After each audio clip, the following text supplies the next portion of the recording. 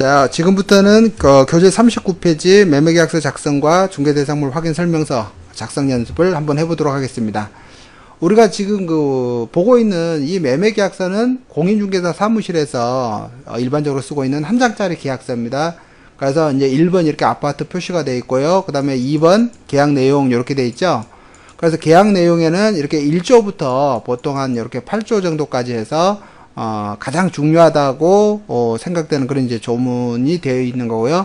그 다음에 이제 특약상에는 이 아파트를 이제 매매할 때 가장 이제 중요한 이제 문제하고 법률 분쟁이 발생할 수 있는 그런 것들에 대해서 미리 합의한 사항을 적는 난이죠.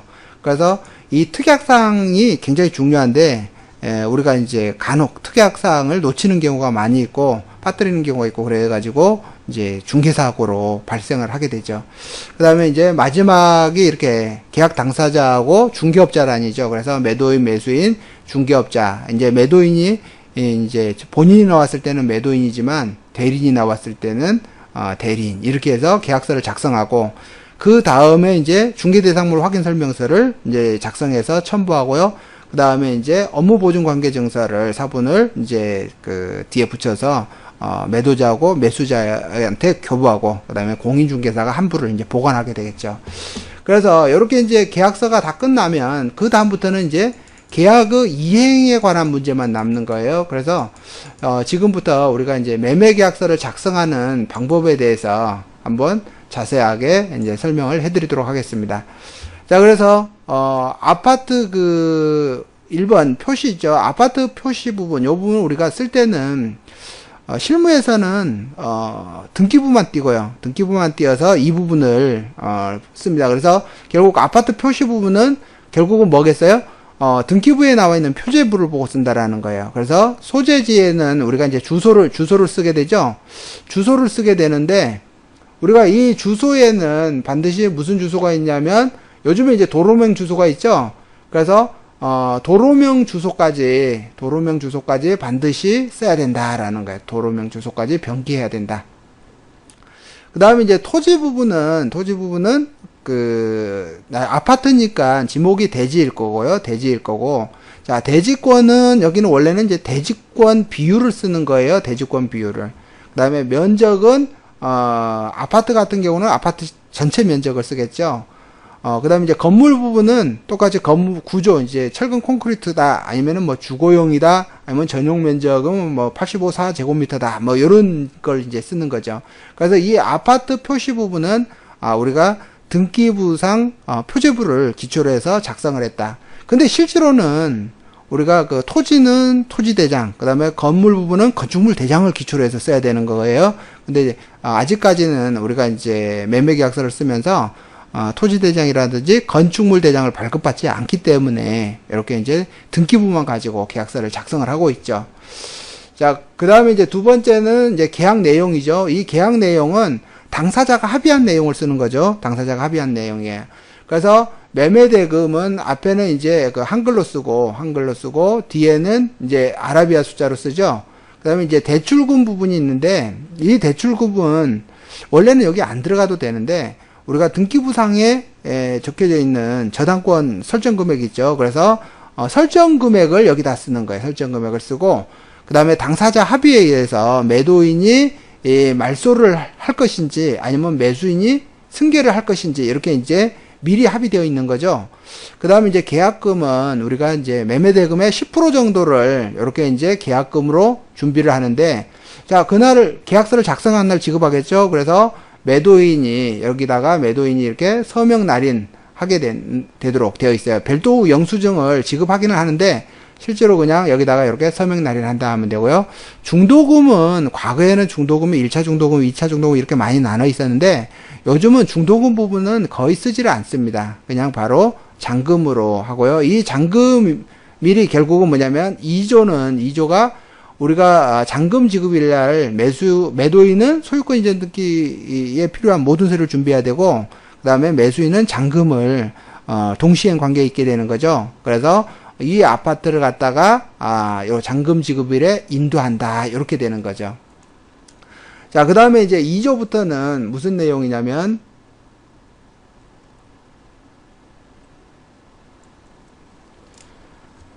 자, 2조부터 이제 자세히 읽어보면은요, 우리가, 2조는, 3조죠. 3조는 매도인의 지금 명도 의무죠. 그죠? 그래서 매도인은 소유권 행사에 제한이 없는 그런 경우는 반드시 소유권이 제한이 없는 상태로 매수인에게 이전해야 될 의무를 짓는 거죠. 요거 3조는 매도인의 명도 의무예요. 그래서 소유권 행사를 제한하는 이런 사유들을 완전히 말소를 해서 완전한 소유권을 매수인에게 이전해야 된다는 명도 의무죠. 자, 그 다음에 4조 같은 경우는요, 우리가 이제 공과금을 갖다가 정산하는 거죠. 그래서 공과금은 반드시 이렇게 인도일을 기준으로 해서 정산을 하게 되는데, 실제로는 아파트 같은 경우는 우리가 이제 아파트 관리사무소에다가 이사 날짜가 언제다 이렇게 알려주면은 그 날짜에 맞춰가지고 공과금을 이제 정산해 오죠. 근데 여기도 엄격하게 하지 않으면 굉장히 많은 문제점이 발생을 하죠. 단순한 예로는 임차인이 있는 집을 매매를 할 때 결국 임대차 관계가 끝나면 임차인은 소유자에게 장기수선 충당금을 반환받아야 되겠죠.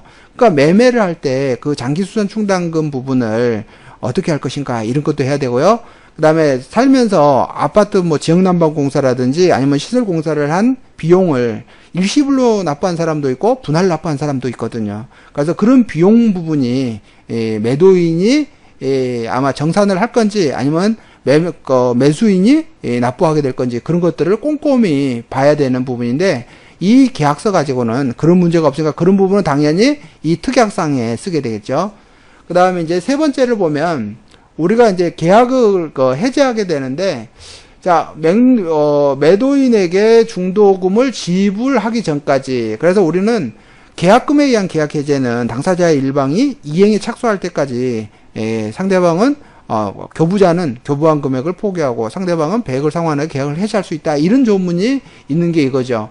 근데 여기서 중도금을 지불하기 전까지 계약을 해지할 수 있죠. 근데 실무에서는 중도금 지급 이후에도 상당히 계약을 많이 해지하는 일이 발생을 하거든요. 그래서 중도금 지급 이후에 계약을 해지하는 그런 이제 사항도 꼭 가야 된다라는 거예요.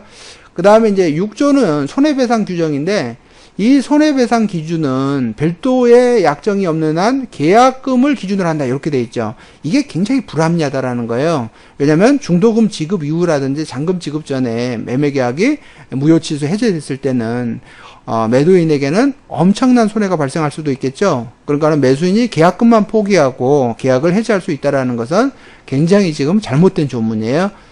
그 다음에 이제 7항은 공인중개사에게 지급해야 될 중개수수료 부분이죠. 그래서 공인중개사는 중개수수료를 꼭 받아야 되죠. 그래서 중개업자의 고의 과실 없이 계약이 이렇게 무효 취소 해제되어도 중개수수료는 지급한다 이렇게 돼 있는데 실무에서는 계약이 파기되면 거의 공인중개사한테 중개수수료를 지급하지 않습니다. 그래서 중개수수료를 갖다가 계약 체결 시에 미리 받는 게 중요하고요. 그 다음에 이제 전부 못 받더라도 50%를 받는 게 중요하죠. 근데 중개수수료 부분은 각 시도 조례에 의해서 정해져 있기 때문에 각 지방마다 다르게 사용하고 있습니다. 자, 그러면은 이렇게 이제 작성을 한 다음에 중요한 부분은 특약사항에 꼭 써야 된다 그랬죠. 특약사항에. 그래서 특약사항에 만약에 중요한 사항을 잘 쓰면은 나중에 법률 분쟁이 발생을 하면 그 특약으로 모든 것을 해결하게 되는 거예요. 그래서 이 특약사항을 꼼꼼히 쓰는 습관을 가져야 됩니다. 근데 이제 실무에서는 그 부분을 계속 많이 놓치게 되죠. 그래서 그런 부분을 계약화되어 있다 그러면 좋지 않을까 싶어서 제가 이번에 만든 게 표준계약서라는 거예요. 그래서 그 표준계약서에는 그런 아주 중요한 특약사항들은 다 계약 조문화되어 있고 가장 부득이한 사유들만 여기 특약상에 최소한만 적도록 그렇게 돼 있죠. 자, 그러면은 이제 나머지를 보겠습니다. 나머지는 이제 요게 중개대상물 확인설명서는 잔금 지급일이겠죠. 계약서 작성일이겠죠. 계약서 작성일 기준으로 확인설명 의무가 있는 거기 때문에 그 다음에 업무 보증 관계 증서 이게 만약에 부동산 사고가 일어나게 된다 그러면은 이 공제 그래서 이 공제 한도 내에서 당사자의 손해를 배상을 해주겠죠. 그 그 다음에 이제 이 매도인 부분은, 우리가 이제 주소, 주민번호, 전화, 성명 다 쓰는데 중요한 건 여기가 반드시 서명 날인을 해야 된다는 거예요. 서명 날인. 만약에 이 서명 날인을 하지 않게 되면 나중에 중개사고가 생기거나 아니면은 구청에서 점검 나왔을 때 가장 꼼꼼하게 보는 난이 이 서명 날인이고, 그 다음에 이 중개업자 요 난은 우리가 이제 거래정보망을 갖다가 활용하게 되면 자동적으로 입력이 되는 거예요. 입력이 되는데 그 대신에 요 대표자 난 있죠. 여기는 반드시 공인중개사가 똑같이 서명 날인해야 된다라는 거예요. 여기도 마찬가지겠죠. 그래서 이것만 꼼꼼하게 잘 하게 되면 계약서상 하자는 없다. 이렇게 보게 됩니다. 그래서 우선 첫 번째는 계약서상 하자가 없어야 된다. 이제 두 번째는 우리가 중개대상물 확인설명서를 작성해야 되겠죠. 그래서 중개대상물 확인설명서 부분을 한번 확인해 보도록 하겠습니다. 다음 페이지 넘어가셔가지고요. 자, 다음 페이지에 보면은 중개대상물 확인설명서로 이제 이렇게 주거용으로 돼 있죠. 주거용으로 돼 있는데, 자, 여기서 우리가 요게 지금 단독주택이면 단독주택 표시를 이렇게 해야 되겠죠. 지금 우리는 이제 공동주택 아파트를 하기 때문에 여기다 이렇게 표시를 하는 거예요. 그 다음에 확인 설명 자료로 근거 자료를 이렇게 표시를 하게 되는데요. 이 근거 자료는 여기 보시면 등기 권리증은 매도인이 가져오는 거죠. 등기 권리증은 매도인이 가져오는 거고, 이 나머지 부분은 공인중개사가 열람 발급하는 부분이에요. 그래서 우리나라는 계약서를 작성을 할 때 매도인에게 또는 전세계약서 할 때 임대인에게 이 등기 권리증을 가지고 오라는 소리를 못 하죠. 가지고 오라 그러면은 꼭 사기꾼 취급한다고 해서 계약을 안 하려고 하는 거예요. 항상 이렇게 중개 대상물 확인 설명서를 보여주고요. 보여주고, 그리고 나서 여기에 등기 권리증으로 이렇게 근거 자료가 되어 있기 때문에 가지고 나오시라고 정중하게 부탁을 하면은 가지고 나옵니다. 그 다음에 이 등기사항 증명서는 등기부죠. 등기부는 반드시 계약서를 작성하기 전에 발급을 받아야 됩니다. 그래서 권리관계의 변동 여부를 갖다가 반드시 확인을 해야 돼요. 이 시간 끝나고 나면은 우리가 등기부 열람을 하는 방법이라든지, 요렇게 토지대장, 건축물대장, 뭐 지적도 이런 걸 띄는 연습을 하게 될 거예요. 근데 만약에 이것들은, 계약 체결 걸 하기 전에 미리미리 이제 띄어놔도 상관이 없습니다. 요것들은 권리관계에 관한 사항이 아니고, 사실관계에 관한 서류들이기 때문에 발급 날짜가 조금 틀려도 상관이 없는데, 이 등기사항 증명서는 권리관계에 관한 증명을 하기 때문에 반드시 계약서를 작성하기 전에 발급받아야 된다. 자, 두 번째는요, 요게 대상 물건의 상태에 관한 자료 요구사항이죠. 이 부분이 일반 이제 공인중개업자들은 쓸 말이 하나도 없죠. 근데 실제로 이 부분이 자료가 굉장히 많이 요구되는 거예요. 우리가 매매 계약을 할 때 매도인이 어떤 상태에 있는지를 모르죠. 그래서 매도인에게 고지 의무가 있는 사항들에 대해서는 확인을 받아야 되거든요. 그래서 매도인의 고지 의무 확인서, 그 다음에 그 집에 사실상 누가 점유하고 살고 있는지를 확인해야 되겠죠. 그 부분을 확인하기 위해서 주소별 세대 열람 내역, 그 다음에 임차인 또는 사실상 점유자가 누구냐, 또는 임차인이 얼마나 있느냐, 그런 거, 점유사실 확인서 및 임차인 현황 조사서, 이런 것들을 요구를 하게 되고, 그러한 부분들을 제출받았는지, 제출을 안 했는지, 그 부분을, 쓰는 난이에요. 자, 그래서 요 부분은 우리가 이제 항상 공란으로 되어 있는데, 만약에 이제 저와 같은 이렇게 이제, 계약서를, 표준 계약서를 이렇게 쓰다 보면은 여기 난도 반드시 써야 되는 그런 이제 서식이 있다라는 거죠. 자, 그 다음에 이제 중개업자가 기본적으로 확인해야 될 사항인데, 요 부분은 반드시 아까 발급받은 서류를 가지고 한다는 거죠. 그래서 발급받은 서류 중에서 1항에 있는 대상 물건의 표시 부분은, 자, 토지하고 건축물이죠. 그래서 토지는 토지대장, 건축물은 건축물대장을 가지고 쓴다라는 거죠. 특히 요게 공부상 지목, 현황상 지목, 이런 거 있죠. 그 다음에 준공연도, 그 다음에 대장상 용도, 실제상 용도, 그 다음에 위반 건축물 여부, 요건 반드시 체크를 해야 되고, 위법이 되어 있다 그러면은 어떤 내용인지 반드시 써야 되죠. 그 다음에 우리나라 사람들은 이제 아파트에 이제 향을 중요시하죠. 그래서 이 아파트는 우리가 이제 거실 또는 안방을 기준으로 해서 동향이냐 남향이냐, 그런 게 불명확할 때는 기준점을 정해놓고요. 즉, 거실, 베란다 부분에서 바라보는 방향, 이렇게 해서, 쓰시면 되는 거고요.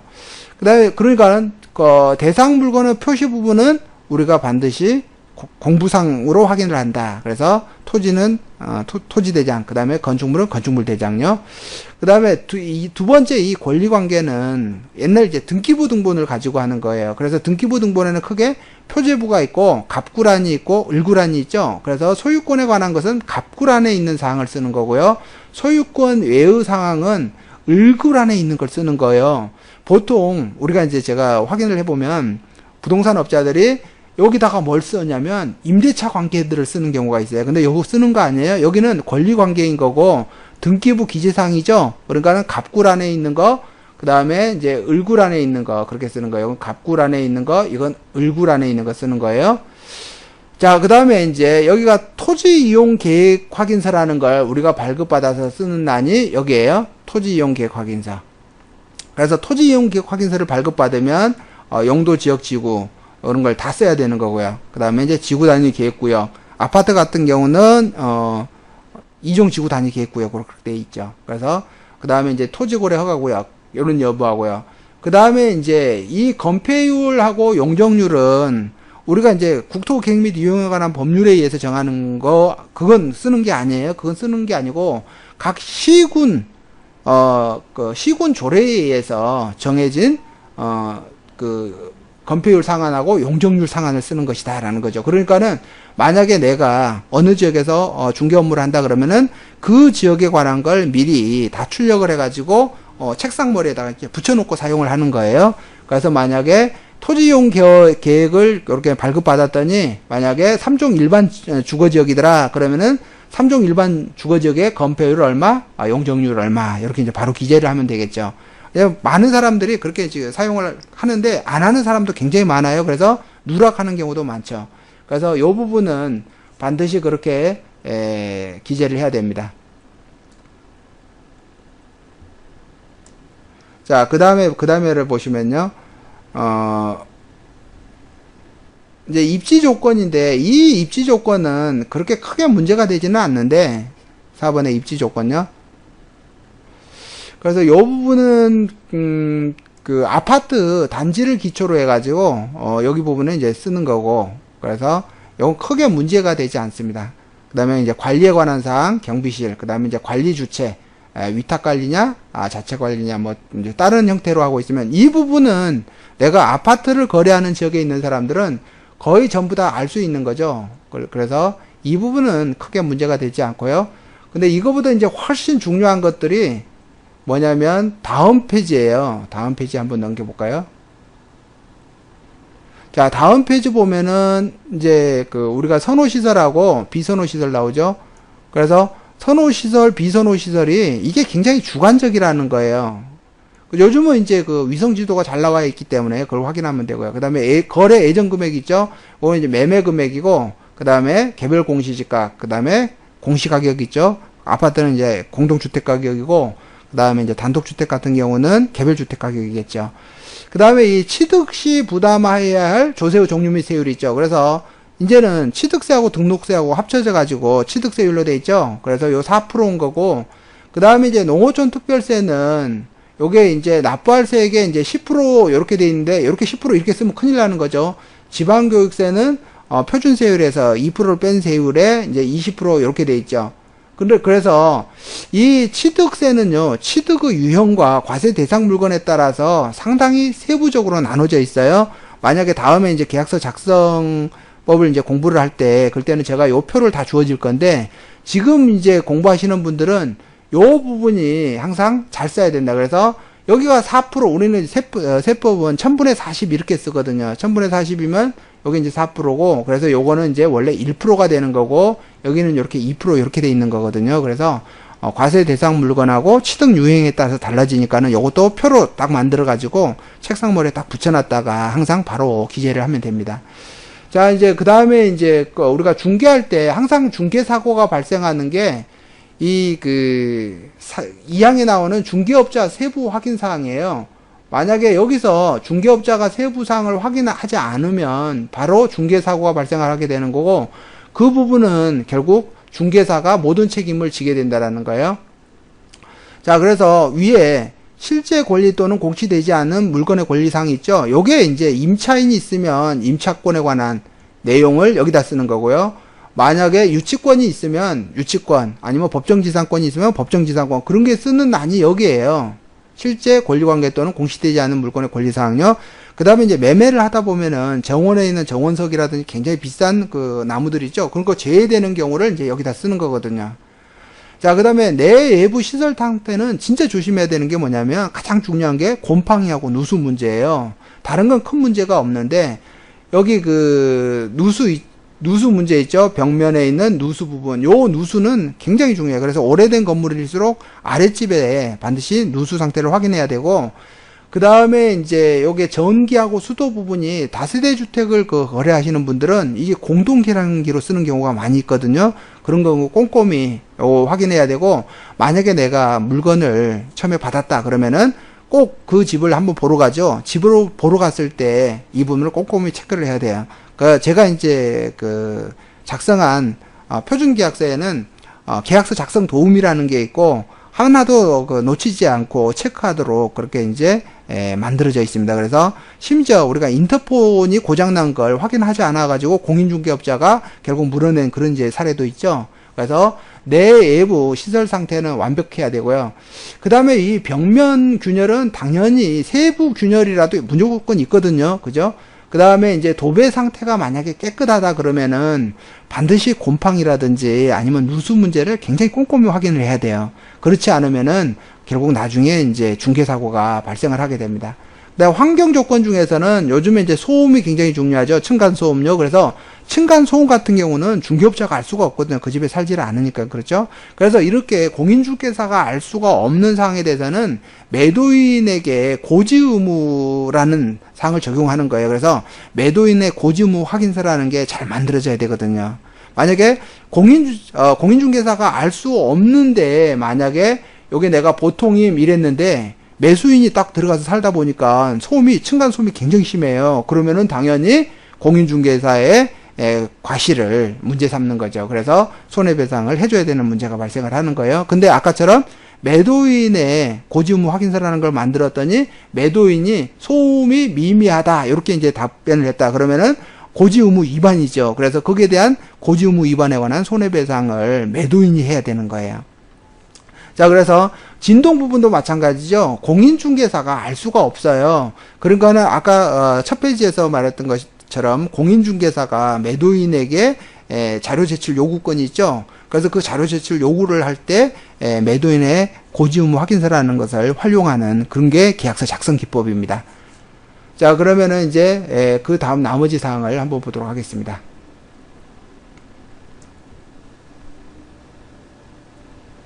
자, 중개수수료 부분이죠. 이 중개수수료 부분은 실제로 이제 공인중개사가 열심히 이제 노력을 해도 못 받는 경우가 많아가지고 참 먹고 살기가 힘든 그런 세상이 왔습니다. 근데 중개수수료 부분은 원래 이제 당사자가 합의로 수수료를 정하도록 돼 있거든요. 근데 우리는 요 부분은 중개거래 대상물에 이렇게 이제 기재를 하면 자동으로 계산이 돼 최고 한도로 항상 나오거든요. 그러니까는 최고 한도로 나오니까 의도적으로 당사자 계약 의뢰인들이 중개수수료를 안 주는 거예요. 왜 그러냐면은 소송을 가면 그러면 합의가 안 된 걸로 조정 절차를 거치게 돼서 반밖에 안 주거든요. 그래서 이 중개수수료를 요 부분을 잘 받는 그것도 능력이죠. 그래서 제가 표준계약서에서는 중개수수료율을 이렇게 이제 중개대상물 확인 설명서에서 적용하는 세율로 하기로 한다라는 그 합의 문건이 그렇게 들어 있어요. 그 다음에 이제 매수인 당사자죠. 중개업자 반드시 여기는 이렇게 서명 날인을 하는 게 굉장히 중요해요. 그래서 이 부분을 놓치게 되면 그러면 아까처럼 이제 지적사항이 되죠. 그래서 만약에 이 정도만 가지고 그 다음에 이제 들어가는 게 뭐냐면 확인 설명서까지 다 끝났으면 이제 계약서 작성은 끝났죠. 계약서 작성은 끝났고 그 다음에 이제 보증 관계서류 즉 공제해둔 거 그걸 이제 첨부를 해서 그렇게 해서 계약 당사자에게 각각 한 푼씩 주고, 그 다음에 이제 공인중개사가 하나를 보관하고 있죠. 그래서 이 보관기간이 5년인데, 뭐 5년 안에 폐업하시는 분도 굉장히 많아요. 그죠? 그래서, 공제증서 유효기간이, 이제, 그 당사자들한테는 굉장히 중요하겠죠. 그래서 만약에 중개사고가 발생을 하게 되면, 그러면은, 공인중개사 협회하고, 그 다음에 이제 공인중개사를 상대로 해갖고 소송을 하게 되고, 승소 판결을 받게 되면, 그것을 기초로 해서 공제를 먼저 받고요. 그 다음에 이제 공인중개사 협회는 중개사에게 구상권을 행사하는 그런 이제 절차를 거치게 됩니다.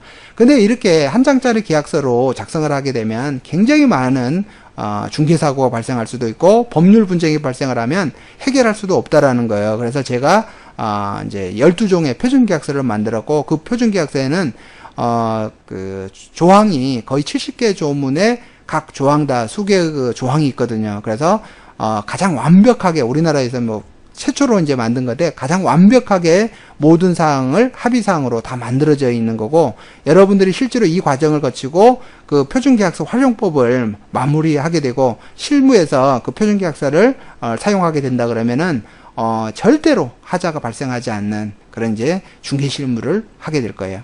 하여튼 이 과정을 잘 따라오시고 나중에 이제 표준계약서 활용법까지 마스터를 하셔가지고 우리나라에서 가장 완벽한 부동산 전문가로 성공하시길 바라겠습니다. 자, 다음 시간에 계속하도록 하겠습니다.